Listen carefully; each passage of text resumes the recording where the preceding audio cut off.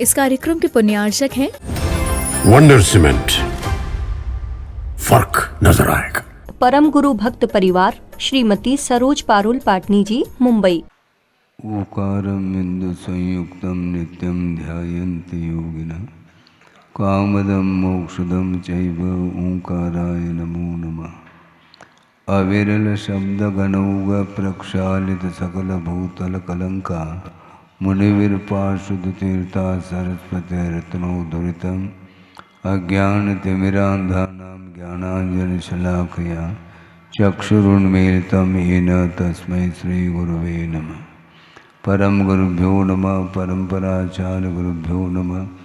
सकल कलश विध्वंसकं श्रेयसां परिवर्धकं धर्म संबंधकं भव्य जीवमन प्रतिबोधकारकमिदं शास्त्रं श्री कार्तिकेयान प्रेक्षा नामधेयम अस्य मूल ग्रंथकर्तार श्री सर्वज्ञदेवाः तदुत्तर ग्रंथकर्तार श्री गणधर देवाः प्रतिगणधर देवाः येषां वचोनुसारमासाद्य श्रीमताचार्य प्रवर श्री कार्तिकेय देवैर्विरचितं मंगलम भगवान वीरो मंगलम गौतमो वने मंगलम कुंदकुंदाद्यो जैन धर्मोस्तु मंगलम सर्वमंगल मांगल्यम सर्वकल्याणकारकं प्रदानं सर्वधर्माणां जैनं जयतु शासनम्। कोटिशतं द्वादशैव कोटो लक्षाणि श्रुतिस्त्रिकाणि चैव पञ्चाशदष्टोच सहस्रसङ्ख्यमेतत्श्रुतं पञ्चपदं नमामि। अर्हन्त भास्वयत्तं गणहरदेवे गन्त्यं सम्मं प्रणमामि वत्युतो सुदनानमो वहिं शिरसा इच्छामि बन्ते सुदभक्ति कांसो को दसालोचे अंगो अंग पैनय पावड़े परियम सुत्त प्रमाण वोग पो गए चूलिया चेव सुत्त तय थुदम कायम सैनिच कल मंचे में पूजे में वंदा में नमोम सा में दुख खो कम खो मोहिलाओ सुवै गमनम समाय मरणम जिनगुण संपत्ति होदमध्यम। अथ पौर्वाणिक स्वाध्याय वेलायाम श्रीमताचार्य भक्ति कायु सर्गम करोमि।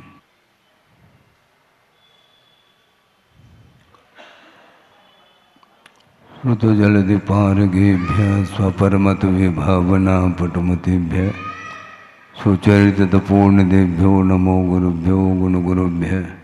36 गुण समज्ञे पंचम्याचार करण संदर्शे शिष्यानुगुसुले धम्मायिरे सदा वंदे गुरुभक्त संजमेनय तरंत संसार सायरम घोरम छुन्नन्त्यट्टकं मम जन्मन मरणं न पावेन्ति ये नित्यमृत मंत्र होम निरता ध्यानाग्निहोत्राकुला षट्कर्माविरता तपोधनधना साधु क्रिया साधव शील प्रावरणा गुण प्रेरणा चंद्रार्गतेजोदिका मोक्षद्वारक पाठ पाठ नवटाः प्रीणन्तु मां साधव गुरुव पान्तुनो नित्यं ज्ञान दर्शन नायकाः चारित्राणुगंभीरा मोक्ष मार्गोपदेशकाः इच्छामि बन्ते आयुर्वत्ते कांसुको दस्सालोचे सम्मनान सम्मदंसन समतुर्जुत्तान पंचम्याचाराणाम् आयुर्यानम आयारादि सुंदरानुपदेश्यानम वज्झायानम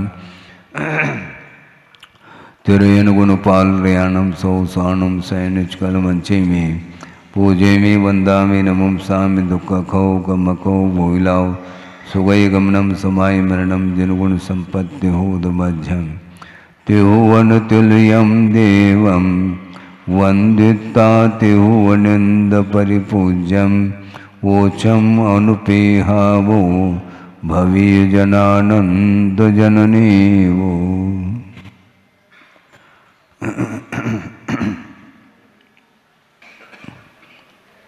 संसार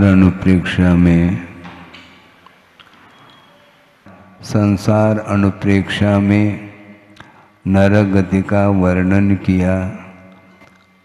अब अगली कौन सी गति आ रही है, तिर्यंच गति, उसका वर्णन 4.5 गाथा के माध्यम से किया जा रहा है। वस्तुतः नरक गति में सागरोपम काल तक रहा और सिवाय दुख के अलावा और कुछ उसको कुछ भी नहीं मिला। इसके बाद भी उसका कर्म अभी भी उसके परिणाम सुधर नहीं रहे हैं। कितने दीर्घ काल तक उसने कहाँ पर पाप किया होगा, वो अभी भी वह स्टॉक में है। पाप अभी भी समाप्त नहीं हुआ और वहाँ से निकल करके भी वह तिर्यंच पर्याय को प्राप्त कर रहा है। और आप लोग किस पर्याय में हैं? मनुष्य पर्याय में। निकले कहाँ से किसी को ज्ञात नहीं है। नरक गति से भी निकल सकता है, तिर्यंच गति से भी निकल सकता है, निगोध आदि से भी निकल सकता है, इसमें कोई बाधा नहीं है। किंतु वह स्मृति का विषय नहीं होने के कारण वहाँ से पुनः वह तिर्यंच पर्याय को प्राप्त कर रहा है। सप्तम पृथ्वी से निकला हुआ नियम से तिर्यंच होता है, ऐसा आगम का उल्लेख है। किंतु छठे आदि पृथ्वी से निकला हुआ वह मनुष्य भी बन सकता है और तिर्यंच पर्याय को भी प्राप्त कर सकता है। बड़ी विचित्र दशा है हाँ कर्मों की। समझने के लिए छठे पृथ्वी से कोई मनुष्य बन रहा है, ठीक है, और कोई तिर्यंच भी हो रहा है, और पहले पृथ्वी से निकला हुआ वह तिर्यंच बन रहा है, और छठे पृथ्वी से निकला हुआ मनुष्य भी बन सकता है। मामला क्या है? जबकि छठे पृथ्वी में अपेक्षाकृत अन्य पृथ्वियों के अपेक्षा वहाँ पर अधिक दुख है, भले सप्तम की अपेक्षा से कम है। प्रथम पृथ्वी में जो उसको संवेदन हो रहा है उससे कई गुना संवेदन छठे पृथ्वी में हो रहा है। इसके बाद भी वह मनुष्यायु का बंद कर रहा है और प्रथम पृथ्वी वाला तिर्यंच आयु का बंद कर रहा है। ऐसा क्यों हो रहा? वो कुछ नहीं रहा, इसलिए हो रहा ये सारा का सारा परिणमन जो होता है वह परिणामों के ऊपर ही निर्धारित है। महाराज प्रतिकूल वातावरण है इसलिए परिणाम संक्लेश होते हैं और उसका पतन होता है, ये एकांत नहीं। प्रतिकूलता छठे पृथ्वी में अधिक है क्या प्रथम पृथ्वी में? नया विषय है। प्रथम पृथ्वी में अपेक्षाकृत विपरीतता ज़्यादा है क्या छठे पृथ्वी में? छठे पृथ्वी में भयंकर वहाँ का वातावरण अलग ही ढंग का, इसके बाद भी वह मनुष्य का बंद कर रहा है और उसके अपेक्षा से प्रथम पृथ्वी में अनुकूलता तो मानी जाएगी। अनुकूलता का अर्थ क्या हम बता रहे हैं? मान लो किसी को 5-6 डिग्री बुखार आया और किसी को 3 डिग्री आ गया, थोड़ी अनुकूलता तो है। वह बेहोश की ओर नहीं है। 102 डिग्री 101 डिग्री बुखार में कैसा स्वास्थ्य है कोई पूछ रहा है हाल चाल, तो कह रहा है कि अपेक्षाकृत ठीक है, लेकिन बुखार अभी भी है। तो अनुकूलता है क्या? नहीं। तो उसी प्रकार छठे पृथ्वी में जो प्रतिकूलता है शारीरिक दुख और मानसिक दुख आदि की अपेक्षा से, तो उसके अपेक्षा से बहुत कुछ अनुकूलता प्रथम पृथ्वी में होते हुए भी वहाँ से वह मर करके तिर्यंच हो रहा है। इससे स्पष्ट है अनुकूल और प्रतिकूल जो वातावरण है एकमात्र निमित्त है, उससे कुछ होने वाला नहीं, वह निमित्त काम नहीं करता है, क्या काम कर सकता है, करे, अनिवार्य नहीं, ये एकांत नहीं है। पतन जो होता है अपने परिणामों के द्वारा होता है, ये हमेशा इस सिद्धांत को भूलना नहीं चाहिए। और सोचो, छठे पृथ्वी से वह मनुष्य बन सकता है, प्रथमादि पृथ्वी से वह तिरिंच बन रहा है, तो पाप में परिणाम जो है वह रुकते नहीं हैं। दीर्घ काल तक पाप किया है, उसका फल अन्यत्र भी उसको भोगना पड़ेगा। यहाँ पाप किया था तो नरक पहुँच गया, वहाँ पर भी सागरोपम आयुक्ता पाप किया है, वह पाप समाप्त नहीं हुआ, पुनः वह दुर्गति के लिए कारण बन रहा है। इसलिए वहाँ से निकल करके वो तिर्यंच गति में आ रहा है। इसी बात को लेकर के आगे वर्णन कर रहे हैं। तत्तोडि सरिदूनम जायदि तिर्येषु बहुव्यप्येषु तथा विपावदि दुःखम गभ्येविय छेयनादियम। तत्तोडि सरिदूनम का अर्थ उस नरक गति से निकला है, निकल करके अनेक प्रकार के तिर्यंचों में पैदा हो जाता है, और उसमें भी वह दुख को प्राप्त करता है। और तिर्यंच गति में दो प्रकार का जन्म होता है, एक गर्भ जन्म होता है, और अपि शब्द से टीकाकार ने समूर्चन जन्म में पैदा हुआ है।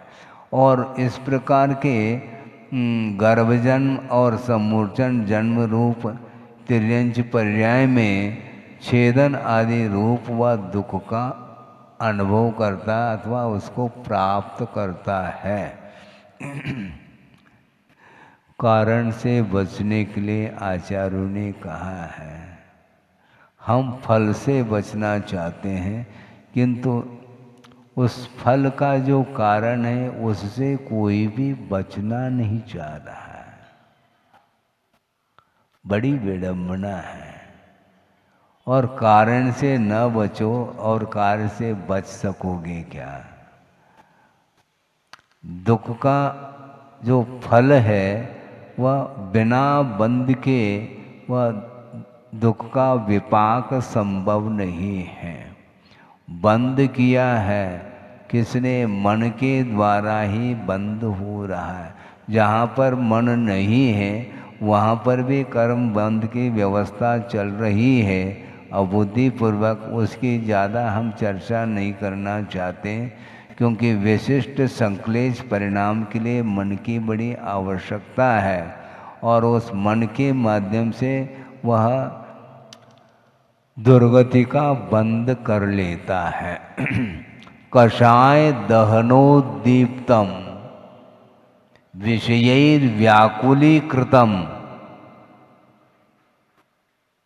कषाय दहनोद्दीप्तम विषयैर्व्याकुलीकृतम संचिनोति मनः कर्म जन्म संबंध सूचकम। कषाय रूपी अग्नि से जिसका मन उद्दीप्त है और विषयों से जिसका मन व्याकुलित है, आकुल व्याकुल है, ऐसा जो मन है वह कर्म का संचय करता है। कौन से कर्म का संचय? जन्म संबंध सूचकम, संसार को सूचित करने वाला, यानी संसार के लिए कारणभूत जो कर्म है उस कर्म का वह संचय करता है। कौन? मन। इसलिए थोड़ा मन को शांत रखो, ऐसा कहा जा रहा है। कषाय रूपी अग्नि से यदि वह उद्दीप्त है तो फिर जो है ना विशिष्ट स्थिति और अनुभव को लेकर के वह पाप कर्म का बंध करता है। कषाय को अग्नि की उपमा दी है। लेकिन ये ध्यान रखो, मात्र क्रोधाग्नि ही नहीं, कषाय मात्र को उन्होंने, आचार्यों ने अग्नि की उपमा दी है। क्रोध को तो आप भयानक मानते हैं और मान को, उसको भयानक नहीं मानते। मान की पुष्टि करता है संसारी प्राणी कदम कदम पर। मान का भी लोभ होता है, मान का भी भूखा रहता है। भरपेट भोजन मिलने के उपरांत भी मन की खुराक और चाहिए, मान सम्मान आदि। यह भी एक अग्नि है। बल्कि मैं ये समझता हूँ कि जो क्रोध की अग्नि है वह तृण की अग्नि के समान मैं मानना चाहता हूँ, क्योंकि उससे भी भयानक मान है। हाँ? भयानक है। मान हानि का दावा करने के लिए खड़ा है, वहाँ उससे क्या होना है? मान की हानि हो गई तो ठीक, हो जाने दो। क्या मरण हुआ है क्या मेरा? नहीं। श्रवण तो यही सोचता है, किसी ने कुछ बोल दिया, किसी ने कुछ तिरस्कार कर लिया तो करने दो उसको। उसके तिरस्कार करने से क्या है, शरीर में छेद हो रहे हैं क्या है? वो क्या रहा है? लेकिन महाराज इसका सहन करना बहुत कठिन है। शारीरिक दुख नहीं, किंतु ये मानसिक दुख है। और मानसिक दुख को भी सहन करने की क्षमता उसके अंदर आती है जो इंद्रियों के ऊपर विजय प्राप्त करता है। शारीरिक परिचय सहन करना फिर भी सरल हो सकता है, किंतु मानसिक परिचय को सहन करने के लिए अंतरंग साधना की बड़ी आवश्यकता है। हाँ, और उसके कारण वह वैर पकड़ सकता है, और वैर पकड़ करके वह भवांतर में जा कर के भी वह बदला लेने का भाव रखता है। यह मान की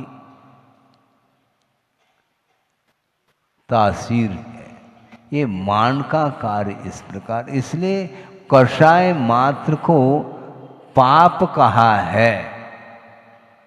और माया और आ गई, वो हमेशा टेढ़ी चाल से चलती है माया, उसकी चाल ही टेढ़ी है। माया की प्राप्ति माया के द्वारा होती है। माया का अर्थ धन और माया का अर्थ छल कपट। बिना छल कपट के, बिना वक्रता के वह माया अर्थात धन का संचय नहीं करता। इसलिए मायाचारी का जो आलम्बन लिया जाता है वह बिना लोभ के नहीं। सीधा सीधा हम धन का संचय नहीं कर पाएंगे, इसलिए टेढ़ी चाल से चलो। और उस चाल को कोई पकड़ नहीं पाता, उस जाल में आ जाता है, तो वह चंगुल में आ जाता, तो उसके माध्यम से जिसको प्राप्त करना था वह प्राप्त कर जाता है।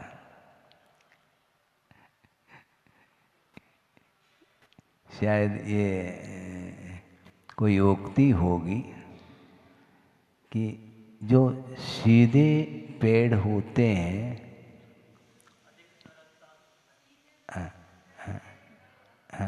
अब कोई भी हो उसका भाव मैं बताना चाह रहा हूँ। ये सीधे जो वृक्ष होते हैं वह कटते हैं महाराज, इसलिए टेढ़ा होना ठीक है, ऐसा कोई कह सकता है। ध्यान रखो, उसके आगे हम आपके सामने भाव रखना चाहते हैं। क्या? सीधे होने से, सीधा वृक्ष होता है वह कट जाता है, और टेढ़े वृक्ष कटते नहीं, किंतु ईंधन के काम में आते हैं। ये ध्यान रखो, बचना मुश्किल है। कम से कम जो सीधे वृक्ष है वह कट जाते हैं, किंतु उसके द्वारा फर्नीचर बन सकता है। हाँ, उस पर आप बैठ सकते हैं, किंतु जो टेढ़ा वृक्ष होगा वह ईंधन के ही काम में आएगा, उसको जला देंगे, ध्यान रखो। टेढ़ा बनना चाहो क्या? सरल बनो।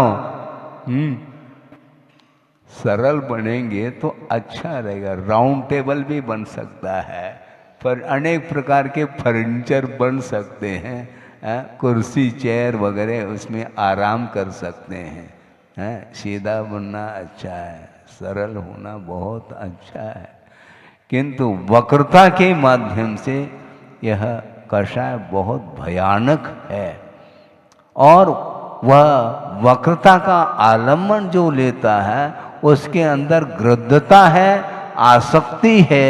ये किन प्रकार से वह धन का संचय करना चाहता है, वह अनाचार, अत्याचार इत्यादि के माध्यम से वह उसको हासिल कर रहा है, अर्जन कर रहा है। और जिसके अंदर लोभ की कणिका नहीं है उसके अंदर आर्जव धर्म आता, ये ध्यान रखो। सरल था, सरल बनना सीखो, क्योंकि सरल बनेंगे तो कटेंगे नहीं। क्योंकि आर्जव धर्म की जो आराधना कर रहा है वह कट कैसा सकता है? खेल है क्या? आगम के ऊपर विश्वास तो रखो। क्षमा, मार्दव, आर्जव, शौच, ये चार धर्म होते हैं। ये क्रमशः एक एक कषाय के अभाव में उत्पन्न होते हैं, इसलिए टेढ़ा ठीक नहीं है। आर्जव धर्म के आराधना ये उक्ति देते हैं, ये सीधा बनने वाला वह वृक्ष जो है ना वो उसको काटते हैं, इसलिए हमें टेढ़ा ही रहने दो, ये गलत बात है। वक्रता ठीक नहीं है। और माया तैर्यज्ञोनस्य, ऐसा कहा, मायाचारी के माध्यम से तिर्यंच आयु का बंध होता है। आप अपने आपके मन को टटोलो, मेरे मन में कितनी सरलता है और कितनी कुटिलता है, हम नहीं जान पाएंगे। आपके मन के भीतर जो तरंग उत्पन्न हो रहे हैं वह मेरे बुद्धि का विषय इसलिए नहीं है क्योंकि मेरे पास परोक्ष ज्ञान है। मन पर ज्ञान का वह विषय बन सकता है, लेकिन ये ध्यान रखो कभी भी मन पर ज्ञानी उस मन पर ज्ञान का उपयोग दूसरा कितने पानी में है इसको जानने के लिए उसका उपयोग कभी भी नहीं करेंगे, क्योंकि इसके माध्यम से होना क्या है, देखने के अपेक्षा से आगम के माध्यम से ही विश्वास हो जाता है। नहीं होता है क्या? कन्फर्मेशन करना चाहो क्या? अरे जनवाणी है, इसमें क्या कन्फर्मेशन करने की बात है? जगत के चिंतन करने से निश्चित रूप से भीति उत्पन्न होती है। क्यों? क्योंकि संसारी प्राणी टेढ़े चाल से चलता है, कभी भी वह उसके जाल में मैं आ सकता हूँ, इसलिए बचना चाहिए संसार से। संसार से बचने का अर्थ क्या? संसार में जो चलने वाले जीव है उनसे बचना। संसार और कोई वस्तु है ही नहीं। हाँ, अनेक प्रकार की अपेक्षा को लेकर के संसारी प्राणी चलता रहता है, किंतु उसके जाल में न आ करके उसके स्वभाव को जान करके उससे दूर रहना चाहिए, ऐसा कहा जा रहा है। हाँ, फिर महाराज उसका कल्याण आप नहीं कर पाओगे क्या? है? जो टेढ़ा चल रहा है उसका कल्याण करने की भावना तो मेरे अंदर है, किंतु भावना मात्र भावना है। मेरी भावना से कुछ नहीं होगा, तेरी भावना से होगा। तेरे अंदर बिल्कुल जो ना वह भाव ही नहीं है। आत्म कल्याण करने की भावना तुम्हारे अंदर यदि नहीं है तो मेरी भावना से क्या होगा? फिर भी मैं भावना भाता रहता हूँ। भाने के लिए आगम की आज्ञा है कि अपाय विषय धर्म ध्यान के माध्यम से दूसरे के कल्याण करने का पुरुषार्थ वह करता है, किंतु अपने सीमा तक वह पुरुषार्थ कर सकता है। उसके अंदर यदि भावना नहीं है तो आचार्य कहते हैं अपना कर्तव्य करो, आगे बढ़ो। हमें किसी को कुछ कहना नहीं, कहना है तो उपदेश के रूप में कहो।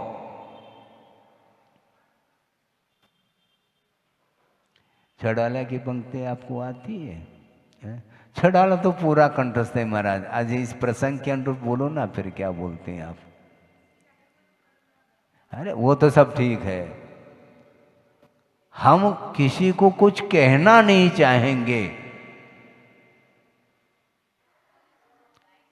सुनो, वो है ही नहीं, वो आएगा भी नहीं है। हमें याद आ जाए तो बड़ी बात है। हाँ, अभी तो नहीं आ रहा, तो वो आएगा धीरे धीरे। बिजली गोल हो रहे, फिर वो करंट आएगा। हाँ, आ गया करंट। बिन जाने ते दोष गुणन को कैसे तजिए गहिए, कहिए नहीं। हमें किसी को कुछ कहना नहीं है। गुणों का ज्ञान और दोषों का ज्ञान करके गुणों को ग्रहण करना है और दोषों से बच करके निकलना है संसार से। हम किसी को कुछ कहेंगे तो उसको और बुरा लगेगा। उसको बुरा नहीं लगता, बुरा लगता है। इसलिए किसी को कुछ कहना नहीं। आगमकार यही कह रहे हैं और गुरुदेव यही कह रहे हैं, हमेशा अलर्ट रहो, क्योंकि संसार में चल रहे हो। संसार में अनेक प्रकार के भाव को लिए हुए जीव चलते हैं, उसमें किसी को कुछ कहना नहीं। फिर क्या करना? जानना, ज्ञाता दृष्टा बने रहो, जानो और आगे बढ़ो। चोर को चोर मत कहो, ये कहा। तो महाराज वो चोरी करना कैसे छोड़ेगा? भारी समस्या खड़ी हो गई। तुम चोरी करना छोड़ दो तो तुम्हारे प्रभाव से वह चोरी करना छोड़ सकता है, कहने मात्र से नहीं छोड़ेगा वो, ये ध्यान रखो। कहने का धर्म रहा नहीं, क्योंकि अवसर्पिणी है और उसमें भी हुंडा अवसर्पिणी है और पंचम काल कलिकाल चल रहा है। कर्तव्य करो, आगे बढ़ो। कोई सुनना चाहे तो उसको सुनाया जा सकता है, किंतु सामने वाला सुनाना चाहता है, उससे बचो। हमें सुनना नहीं, क्योंकि गुरुदेव ने बहुत सुनाया मुझे, हमें पर्याप्त है। हाँ। हमें कोई आवश्यकता नहीं। जब आवश्यकता हो जाए तो आपकी बात भी सुनी जा सकती है। बहुत कठिन है ये। इसलिए दोष और गुण का परिज्ञान करके किसी को कुछ कहे बिना आगे बढ़ना। गुण है तो गुण शुभ प्रमोदम, गुण नहीं दोष है तो रास्ता अपना लो। दूरतः, पास में नहीं जाना, क्योंकि वह करंट है, उससे बचना है। पास चले जाएंगे वह करंट पकड़ लेगी। दूर से, हाँ, उसको कुछ कहना नहीं। इसलिए कैसे तजिए गहिए, कहिए नहीं। हमें कहना नहीं है। गुण की जानकारी रखो, दोषों की जानकारी रखो। दूसरे के दोषों की जानकारी नहीं रखना। हमें अपने दोषों को छानना है। दूसरे के दोष, जब हमारे अंदर ही दोष है तो दूसरे के अंदर दोष हो तो क्या दिक्कत क्या हो रही तुम्हें? है? नहीं, मैं दूसरे के दोष को मैं धोना चाहता हूँ। अपने लोटा तो छानो पहले। दूसरे के अपना लोटा छानो और पानी पियो, सीधी सीधी बात है। वो छान नहीं रहा, तुम तो छानो पहले। वो छानना चाहे तो उसके सामने तुम छान करके पी लो, प्रभाव पड़ जाए तो अच्छी बात है। इसके बाद में यदि मान लो प्रभाव नहीं पड़ता तो वो ओम शांति, हम कहाँ तक शांति रहेंगे? पूरे जगत को छानते रहेंगे क्या? नहीं, ऐसा हो नहीं सकता। जिसके अंदर यदि उपादान है, योग्यता है, रुचि है, तो उसके लिए कुछ दिया जा सकता है, उसके अलावा कुछ नहीं किया जा सकता। इसीलिए वक्रता से बचना चाहिए। क्रोध को हम कषाय मानते हैं, मान माया लोभ को हम कषाय के रूप में देख ही नहीं पा रहे हैं। मान की पुष्टि क्यों करते हो? उससे क्या मिल रहा है? पेट भर रहा है क्या? है? भूख लगी है तो ठीक है, थाली मत परसो भैया, उसकी प्रशंसा करते रहो दिन रात, पेट भर जाएगा उसका। वो परेशान हो जाएगा, ये क्या हो गया, हमारी प्रशंसा तो की जा रही है किंतु भूख मिट नहीं रहा है। तो तुमने तो कहा था प्रशंसा करो, हम कर रहे हैं। तब समझ में आएगा उसको। ठीक नहीं, वस्तुतः ये दुर्गति का जो बंध होता है वह सम्यक दृष्टि नहीं कर सकता, ये ध्यान रखो। जिस प्रकार नरकायु का बंध मात्र प्रथम गुणस्थान में ही होगा, यदि होगा तो, उसी प्रकार तिर्यंचायु का जो बंध होता है, तिर्यंच गति का जो बंध होता है, उसके लिए मात्र 2 ही गुणस्थान हैं, एक प्रथम गुणस्थान और द्वितीय गुणस्थान। सम्यक दृष्टि कभी भी तिर्यंच आयु का, तिर्यंच गति का बंद कर नहीं सकता, ये सिद्धांत है। और तिर्यंच आयु या तिर्यंच गति का बंद करता है तो वह मायाचारी के कारण करता है, और जो मायाचारी कर रहा है उसके लिए हमें कुछ नहीं कहना, क्योंकि आगम तो कह रहा है। आगम के माध्यम से हमें ज्ञात करना, हमें किसी को कुछ कहना नहीं। महाराज हमारा क्या होगा? तो आगम के अनुरूप होगा। हाँ, हम तो इस ढंग से कहना चाहते हैं, आप आगम के अनुरूप चल रहे हो। कैसे महाराज? क्योंकि आगम में सभी बातें लिखी है ना, उसी के अनुरूप तो आप कर रहे हो। मायाचारी के कारण तिर्यंच आयु का बंद करता है, ये आगम कह रहा, तो आगम के अनुरूप ही आप कर रहे हैं। हाँ, बिल्कुल आगम से बाहर कहाँ हैं आप? क्योंकि आगम में जो लिखा है वही आप करते चले जा रहे हैं। सुनो, आगम में पाप का भी वर्णन है और पुण्य का भी वर्णन है, किंतु पुण्यार्जन नहीं करना चाहता, पापार्जन करना चाहता हूं, यह आगम ने बताया है। तो मैं आगे क्या बढ़ करके आपको बताऊं? इतना ज्ञान हो जाना चाहिए। आप शिविर लगाते हो, इतना ज्ञान तो रखो। छड़ारा भी यदि मान लो आपको पढ़ना न पड़े तो फिर समय सार और ये सब संभव ही नहीं है। इसलिए कदम कदम पर वह वक्रता का आलम्बन लेता है। तिर्यंच आयु तिर्यंच गति का बंद अनंतान मुंदी कषाय के निमित्त से ही संभव है, कहा है। ये नहीं कहना चाह रहे हम कि अनंतान मंदी के उदय में नियम से तिर्यंच आयु का बंद होगा, किंतु जब कभी भी तिर्यंच आयु का बंद होगा तो अनंतान मंदी कषाय के निमित्त से ही होगा। ये आगम वाक्य है। अब क्या कर लो, अपने आप को हम सम्यक दृष्टि घोषित करें और अत्यासक्ति के भाव रखते हुए यदि मान लो मायाचार का आलम्बन लेते हैं, तो फिर हम ज़्यादा कुछ नहीं कहना चाहेंगे, क्योंकि कहने से बहुत जल्दी शॉर्ट सर्किट हो जाता है। कहना नहीं अपन को, हाँ बहुत कठिन है, बहुत जल्दी जो है ना वह उद्दीप्त हो जाती वह कषाय। इसलिए कहो नहीं सहो कहा है महाराज। तो दूसरे का आप कुछ हित नहीं करना चाहते हैं क्या? भैया हित करने के लिए तो बैठा हूँ मैं, लेकिन हित करने स्वहितम उपलिप्सु कहा, अपना आप हित करने की आपकी अंदर यदि उत्कंठा नहीं है तो मैं कैसे कर सकता हूं? क्योंकि मैं उदासीन हूं, मैं कर नहीं सकता। यदि करता तो सबका कल्याण एक ही दिन में हो जाता। मेरे द्वारा क्यों, भगवान के द्वारा हो जाता है। जब उनके द्वारा ही नहीं हो पाया तो मेरे द्वारा कैसे संभव है? तो फिर क्या करेंगे महाराज? हम कर्तव्य करेंगे। आगम की और गुरु की आज्ञा है कि बस अपना कर्तव्य करते चले जाओ। जिसको भूख होगी, जिसको रुचि होगी, है वह ग्रहण कर लेगा, नहीं है तो नहीं। हमें तो घाटा नहीं, क्योंकि हम केवल कर्तव्य कर रहे हैं। दूसरे के हित की भावना हम रख रहे हैं, इसलिए उसके माध्यम से हमें पुण्य का ही संचय होगा।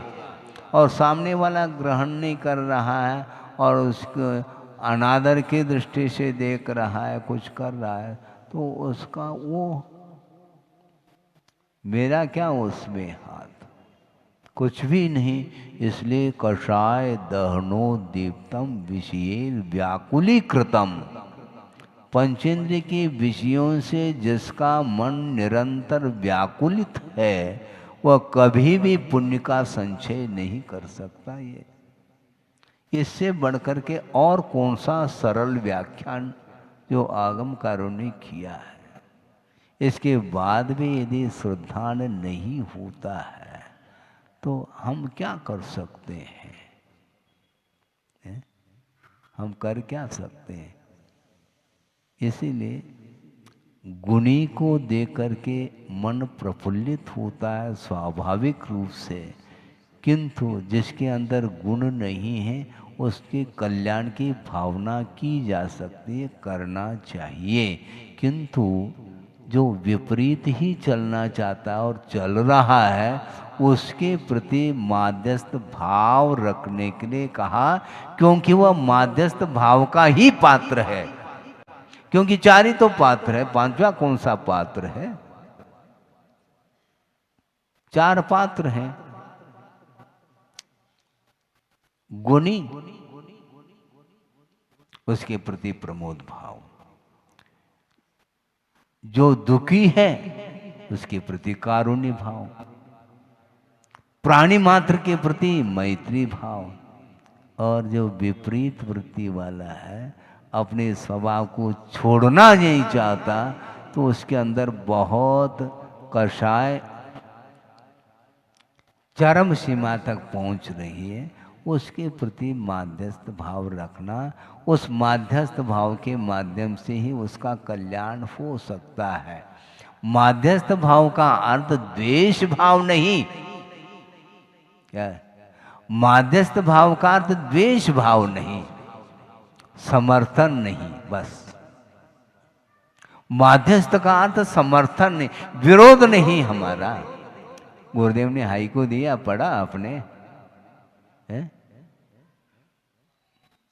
असमर्थन विरोध सा लगता है, विरोध नहीं। हम आपका समर्थन नहीं करना चाहते, हम आपका विरोध थोड़ी कर रहे हैं। हम संसार का विरोध नहीं करते, समर्थन नहीं करेंगे। हम ये ध्यान रखो, हम संसार का क्यों समर्थन करें? क्योंकि पाप का क्यों समर्थन करें हम? विरोध किसी बात को लेकर के नहीं, समर्थन नहीं। कल परसों भी हमने बात कही थी कि वस्तुतः हम हे को हे के रूप में जानते हैं, उसके प्रति द्वेष नहीं रखेंगे। हे और द्वेष, इन दोनों में अंतर। हे का अर्थ अनुपयोगी, मेरे लिए उपयोगी नहीं, इसलिए उसको छोड़ रहा हूं।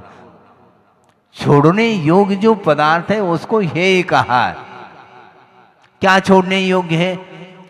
5 पाप छोड़ने योग्य है, इसलिए उसके प्रति हे भाव है। उसके उपरांत भी उसके प्रति हमारा द्वेष नहीं, क्योंकि राग भी नहीं। जहां राग है वहां द्वेष हो सकता है, होता है। हाँ, जब हमारा राग ही नहीं आपके प्रति, तो हमारा द्वेष कैसा हो सकता है? दोनों से ऊपर उठता है वीतरागी। ये चलन में है, ये वीतरागी संत वीत द्वेषी नहीं है क्या? वो उपलक्षण है, वह वीत द्वेषी, किसी के प्रति वह द्वेष नहीं रखता। और द्वेष रखेंगे तो पुनः कर्म का बंध होगा। इसलिए हम माध्यस्थ भाव रखते हैं, पाप का मन से, वचन से, काय से, कृतकारित अनुमोदन से हम समर्थन नहीं करना चाहेंगे। यदि पाप का समर्थन करेंगे फिर दुर्गति मिलेगी और टल नहीं सकेगी। जो विपरीत चलता है उसके प्रति द्वेष नहीं, किंतु उसका समर्थन, उसकी अनुमति, अनुमोदना, ये नहीं होगा। विरोध भी नहीं करना हमें, क्योंकि क्यों विरोध नहीं क्यों करते, विरोध क्यों नहीं करते? विरोधी हिंसा का त्याग है ना। हाँ, जो विरोधी हिंसा का त्याग है, मैं आपका विरोध कैसा कर सकता हूं, किंतु समर्थन नहीं करूंगा, प्रशंसा कतई संभव नहीं है। और जो भयभीत रहता है तो भय के वशीभूत हो करके, आशा के वशीभूत हो करके, स्नेह के वशीभूत हो करके संबंध जोड़ता ही चला जाता है। विपरीत व्यक्ति के साथ जिसका संबंध है, इससे स्पष्ट है उससे कुछ न कुछ वह प्राप्त करना चाह रहा है। इसलिए नहीं माध्यस्थ भावम विपरीत। और यहाँ तक पूज्यपाद स्वामी कहना चाहते हैं, ये जो 4 प्रकार के भाव हैं, इनके माध्यम से 5 व्रतों की परिपूर्णता होती है, ऐसा कहा। अहिंसा, सत्य, अचौर्य, ब्रह्मचर्य और अपरिग्रह रूप जो 5 व्रत हैं, इनकी परिपूर्णता इन 4 प्रकार के भावों के द्वारा होती है, ऐसा पूज्यपाद स्वामी कह रहे हैं। आप उठा करके देख तो लो। देखा आपने? देखो एक आध बार, पढ़ा तो कई बार होगा आपने। उस सूत्र की टीका में ही उन्होंने लिखा है, मैत्री प्रमोद कारुण्य माध्यस्थानिच सत्व गुणादिक क्लिश्य माना विनेयेषु। इस सूत्र की टीका लिखते हुए पूज्यपाद स्वामी ने लिखा है। आपकी वो दृष्टि हो तो ठीक है, नहीं तो एक आध बार पढ़ लो। 5 व्रतों की परिपूर्णता इन्हीं 4 भावों के माध्यम से संभव है। इसलिए हम माध्यस्थ भाव रखते हैं। हमारा द्वेष किसी के प्रति नहीं, किंतु जो धर्म का समर्थन करता है उसको मैं गले लगाने के लिए तैयार हूं।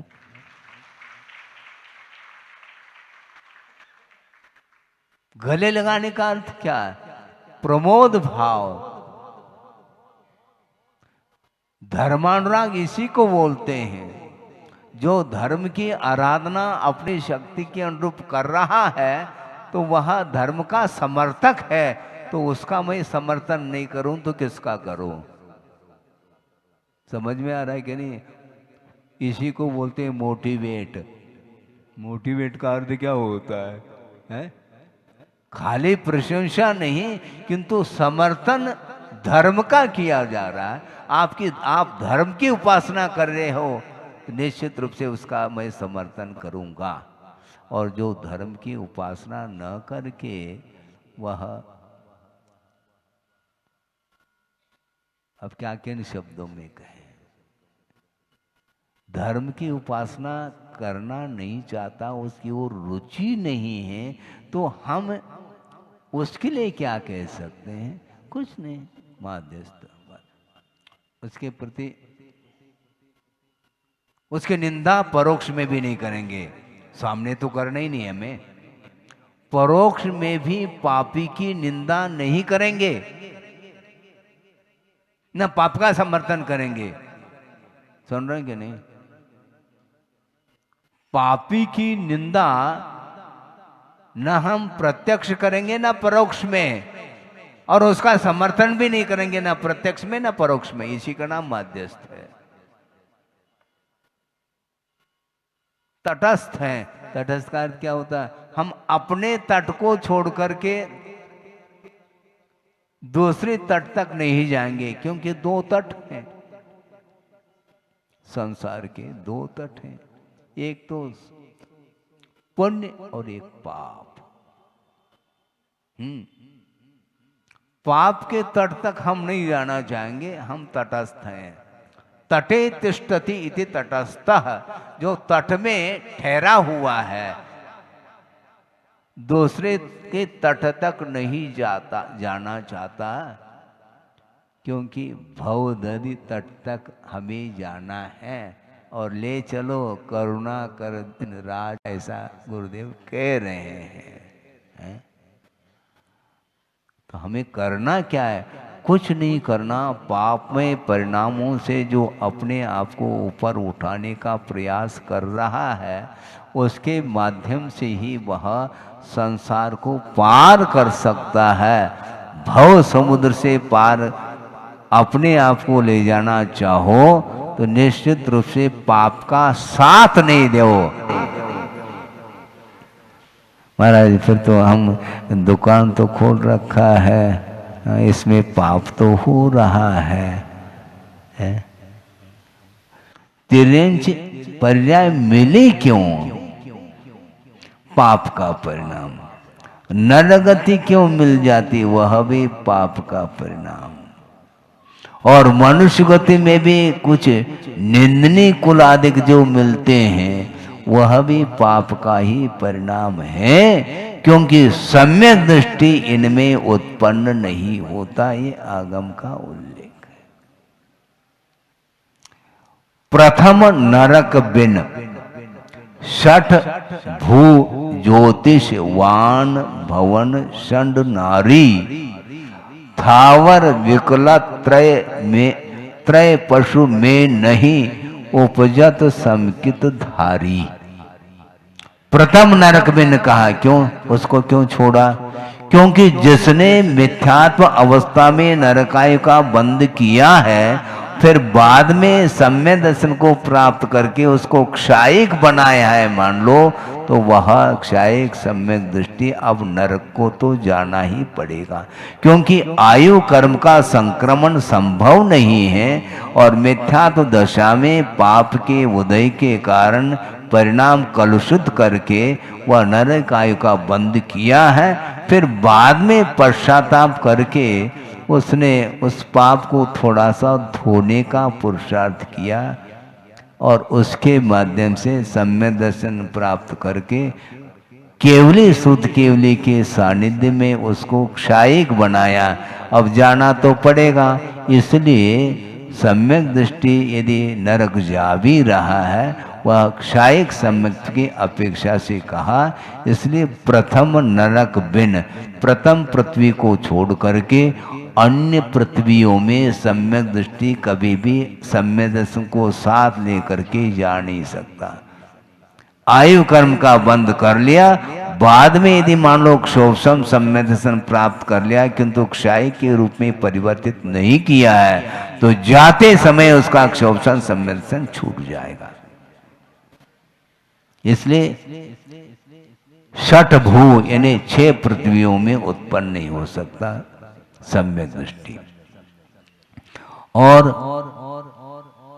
वान भवन षंड नारी, भवनवासी, व्यंतर और ज्योतिष ये भवनत्रिक माने जाते हैं। सम्यक दृष्टि इनमें उत्पन्न नहीं हो सकता। षंड अर्थात नपुंसक पर्याय को प्राप्त नहीं कर सकता। किसी भी गति संबंधी वह स्त्री पर्याय को धारण नहीं कर सकता और स्थावर पर्याय को भी धारण नहीं कर सकता। विकलत्रय नहीं बन सकता और अल्प आयु वाला नहीं हो सकता। दरिद्र कुल में पैदा नहीं हो सकता, निंदनीय कुल में पैदा नहीं हो सकता। कौन?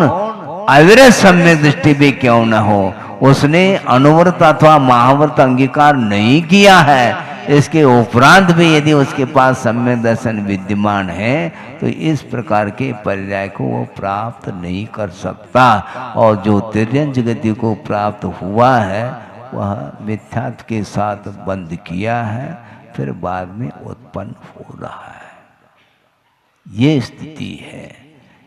कर्म भूमि का जो तिर्यंच है वह मिथ्यात्व के साथ ही पैदा होता है। और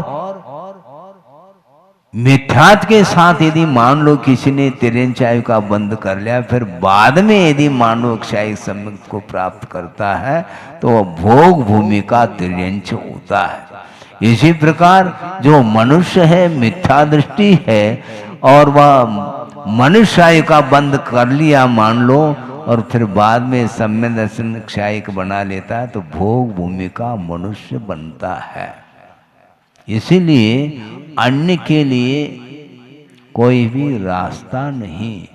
सम्यक दर्शन की महिमा है इसलिए वह दुर्गति से बच रहा है, किंतु नरक तिर्यंच आदि गतियों को प्राप्त करने वाला जो मिथ्या दृष्टि है वही इस प्रकार के क्रूर तिर्यंच आदि में पैदा होता है और एक दूसरे के साथ वह इस प्रकार व्यवहार करता है और पुनः तिर्यंच गति में क्रूर परिणाम होने के कारण पुनः नरक आयु आदि का बंद कर लेता है। इस प्रकार ये परंपरा समाप्त नहीं हो रही। आप बहुत शांति के साथ सुन रहे हैं। पाप हो रहा है, पाप करो नहीं। सम्यक दृष्टि पाप करता नहीं। आजीविका की दृष्टि से उसके द्वारा पाप हो सकता है, करना नहीं पाप, किंतु आवश्यक है धन का तो जितना आवश्यक है उतना आप उसका अर्जन करके उसमें जो कुछ भी पाप हुआ है उसको धोने के लिए क्या दान, आदान भोत कर लिया, अब दान तो करो। आदान का ग्रहण है। बंडल के बंडल आ रहे हैं तो एक आध बंडल तो चढ़ाओ प्रभु के चरणों में है। एक तो कम से कम चढ़ाओ, 4 ले लो कोई बाधा नहीं, एक तो चढ़ाओ। उसके माध्यम से ही पाप धुलने वाला है। आपको आवश्यक है इसलिए कोई बाधा नहीं, लेकिन उसके माध्यम से जो पाप का अर्जन हुआ है उसको धोने के लिए ये धर्म का सहारा लिया जाता और लेना चाहिए। और इस प्रकार के आयतनों के निर्माण करके, आयतन का अर्थ क्या होता है? जिसका आश्रय लिया जाता है भव समुद्र से पार होने के लिए उसको आयतन बोलते हैं, अनायतन नहीं। अनायतनों की उपासना संसारी प्राणी ने अतीत में अनंत काल की है। अब अनायतनों की हमें उपासना नहीं करने, किंतु आयतन पंच परमेष्टि देव गुरु शास्त्र वीतराग धर्म ये शरण लेने योग्य ये हमारे लिए आयतन है। और इन आयतनों का निर्माण करना चाहो, बड़े बड़े विशाल जनालय और जनबिंब को स्थापित करने की भावना आपके अंदर आ गई, निश्चित रूप से प्रमोद भाव हमारा उमड़ेगा। पक्की बात है। इससे और क्या चाहो आप? इसमें मोटिवेट नहीं हो रहे हैं आप, बहुत मोटे हो रहे हैं। इससे ज्यादा क्या आवश्यक है हमें? क्योंकि धर्म का ही तो समर्थन किया जा रहा, आपका मैं समर्थन कर रहा हूं, किंतु पाप का नहीं, ध्यान रखो। हम पुण्य का समर्थन कर रहे हैं और पुण्य को ही आचार्यों ने विशेष रूप से धर्म की संज्ञा दी है। क्योंकि पुण्य के माध्यम से ही आत्मा पवित्रता का अनुभव करती है, इसलिए पुण्यानुबंधी पुण्य के संचय करने के लिए जो निरंतर तत्पर है उसका कल्याण होने वाला है। केवल मेरे कहने से कल्याण नहीं होता, किंतु उस ओर आपकी रुचि है, इसलिए कर्तव्य करने से उसमें सफलता भी मिलती है। हाँ, आपको सफलता मिलेगी क्योंकि आपकी रुचि है इसलिए, और जिसकी रुचि नहीं तो उसके प्रति भी हमारा द्वेष नहीं। ये बहुत अच्छा विषय है कि द्वेष नहीं करना। हे और द्वेष में बहुत बड़ा अंतर है। हे का अर्थ हमारे लिए उपयोगी नहीं, ये छोड़ने योग्य है, ग्रहण करने योग्य नहीं। महाराज हमारी ओर आप देखते ही नहीं हैं, आवश्यकता हो तो देख लेंगे, हमें आवश्यकता नहीं है ना। आवश्यकता भगवान की है, इसलिए हम 2 बार वंदना के लिए चले जाते हैं, बल्कि 3 बार वंदना होती है। सुबह, शाम और आहार चर्या के लिए उठते हैं, उस समय भी 3 बार भगवान को हम निहारते हैं, और परोक्ष में भी निरंतर भगवान का हम दर्शन करते रहते हैं। हमारी आंखें खुली रहती है। महाराज थोड़े बहुत हमारी ओर भी देखो। आपकी ओर क्यों देखें? आप धर्म की ओर देखो, आपकी ओर मैं देखूंगा।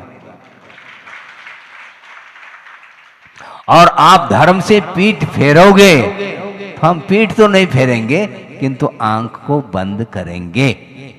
की बात है, क्योंकि दृष्टि नासा पे धरे।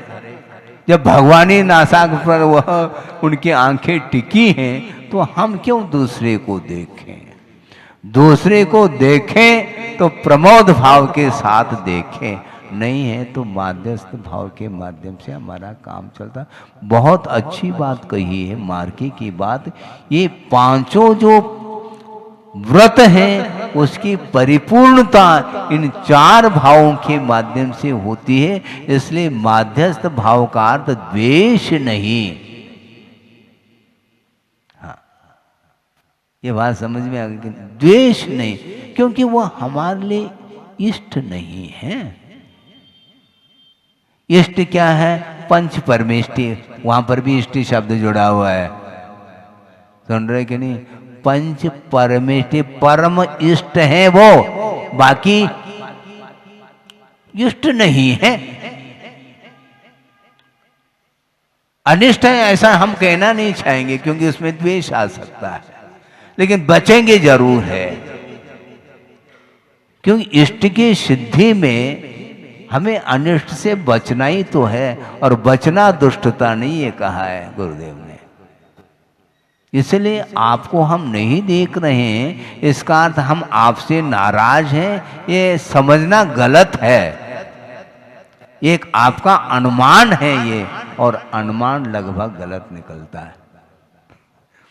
अनुमान में पॉसिबिलिटी है, संभावना है, डेफिनेट कुछ भी नहीं उसमें। आपने सोच लिया, आपको मन पर ज्ञान तो नहीं हुआ, फिर कहा क्यों आपने महाराज नाराज हैं हमसे? क्यों? हम देख नहीं रहे हैं, मतलब आपको देखेंगे तो आपसे राजी, और नहीं देखेंगे तो नाराजी। ऐसा है क्या? ऐसा कुछ भी नहीं। बहुत कठिन है ये।